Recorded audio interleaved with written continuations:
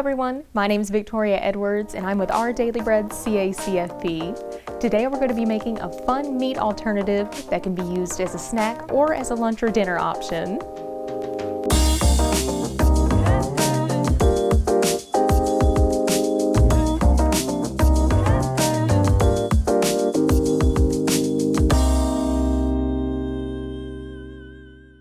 Now, when you get tofu in the store, it will be packaged in water, so just be careful whenever you open it.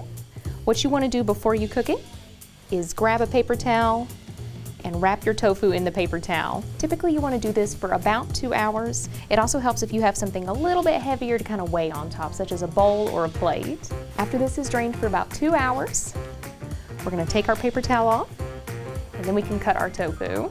So what you want to do first is set it up and cut it in half this way. And then we'll set it back down.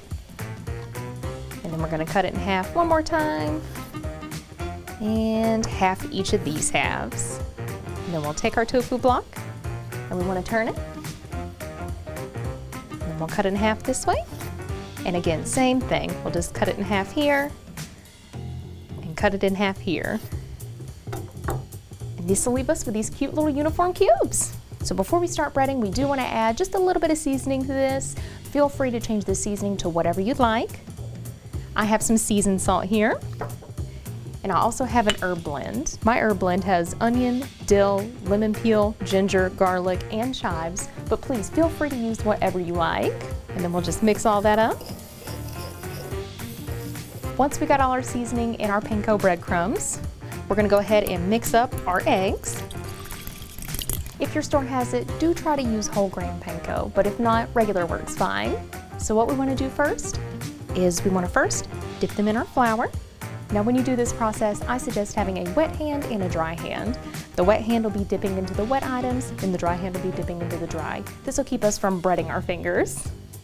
And after we've put it in the egg, we're just going to put it in the panko. Just coat it real good. Now you want to make sure before you put anything on here that you've got your sheet tray and you've got a wire rack on top and you've sprayed it with non-stick cooking spray. And just repeat this process until we've breaded all of the tofu nuggets.